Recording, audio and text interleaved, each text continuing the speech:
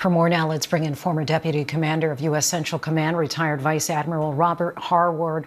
Admiral, thank you so much for your time. Give us your assessment of where we are in this war. Well, first off, my heart and prayers to the service members we've lost and their families. We'll never forget them.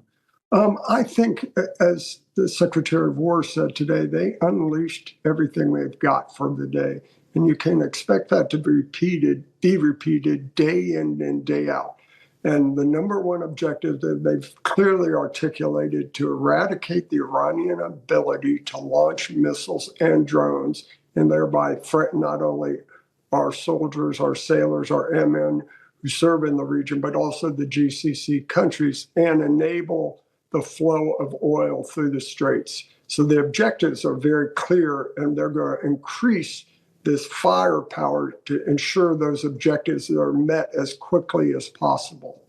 President Trump said that the war is complete, and yet Secretary Hegseth said today would be the most intense day of the war so far. What do you make of the different timelines?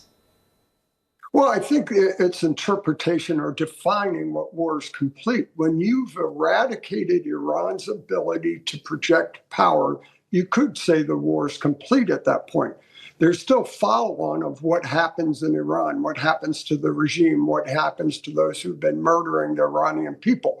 But if Iran is unable to launch missiles, launch drones, threaten the GCC or the Straits, then you've completed your primary objectives, and you can deal with the regime on a timeline you choose at that point, because they can't defend themselves, they can't threaten anyone, and they're sure not going anywhere. U.S. CENTCOM released new video tonight of U.S. forces eliminating multiple Iranian naval vessels, including what they say are 16 layers near the Strait, mine layers near the Strait of Hormuz. What can be done to protect shipping? Well, take out all those ships as they've done. I'd be curious to see how they're going to deliver those mines, be it dhows or anything, and any boats moving in that area will be considered a threat and struck. So as we saw in the Iraq war, when we went in, they were putting mines in the water and dhows, and we took all those dhows out. So I think they're doing exactly the right thing. Hit any platform that can deliver those mines. So I think the strategy and the implementation is sound. And I do think we're on a timeline that should solve those problems in very short order. You say that the new supreme leader is a dead man walking. What's the future of Iran as you see it? I see the future of Iran predicated on the change of the regime.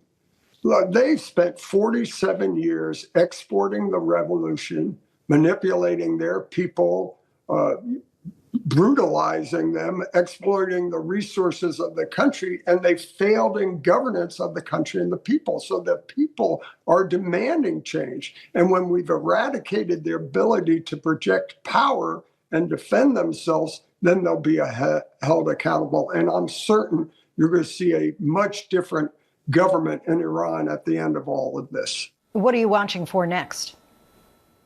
The drones and missiles. When you see those dissipate, and we've already seen them dissipate and even become less effective, as tragic as some of these strikes have been, numbers are important. So the number of strikes, the ability to have any impact, including projecting power and fear in people in the region.